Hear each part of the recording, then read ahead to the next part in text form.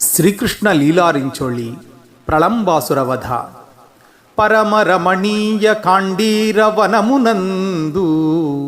అసిత సితమేఘ యుగమన హరియుహలియు అలమందలు గోపాలు రాడుచుండా ఆ ప్రలంబుడు గోపాలుడన నటించి హలిని మెడదాల్చి పరుగున నరుగుచుండా శౌరి సూచింప అసురుని సంహరించి హరిని కౌగిలించిన సీరి కంజలింతు.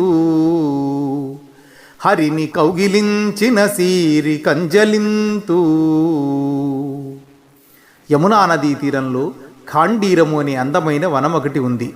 కాళీయమర్దనం తరువాత బలరామకృష్ణులు గోవులు గోపబాలుడితో కూడి అందులో హాయిగా ఆడుకుంటున్నారు. అంతలోనే ఎక్కడి నుంచి వచ్చాడో ఏమో ప్రళంబుడు అనే రాక్షసుడు గోపబాలక వేషంలో వీరిలో చేరిపోయాడు.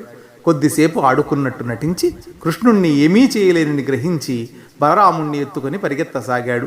కృష్ణ, ఇతడెవరో రాక్షసుడిలా ఉంది, నన్నెత్తుకుపోతున్నాడు, రక్షించు అంటూ బలరాముడు అరవసాగాడు.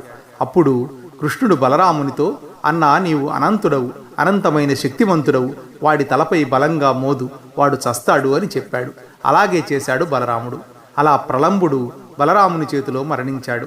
వెంటనే బలరాముడు పరిగెత్తుకుంటూ వచ్చి ఆప్యాయంగా కృష్ణుణ్ణి కౌగిలించుకున్నాడు. అట్టి బలరామకృష్ణులకు వందనములు.